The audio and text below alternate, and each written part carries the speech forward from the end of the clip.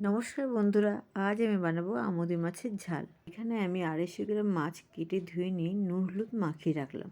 এবার কড়াইতে তেল গরম করে মাছগুলো দিয়ে দুপিঠ ভেজে তুলে নিলাম। এইভাবে বাকি মাছগুলো ভেজে নেব। এই তেলে কেটে রাখা আলু দিয়ে পরিমাণ মতো নুন দিয়ে ভেজে তুলে নেব। এই একই তেলে কালো জিরে, চিরা কাঁচা লঙ্কা ফোড়ন দিয়ে কুচনো পেঁয়াজ দিয়ে হালকা লাল করে ভেজে নিয়ে লঙ্কা, ধনে, জিরে, হলুদ ও অল্প জল দিয়ে ভালো করে কষিয়ে নেব। মশলা থেকে তেল ছেড়ে গেছে। এবার কুচনো টমেটো, পরিমাণ মতো নুন দিয়ে আরও একটু কষিয়ে নেব।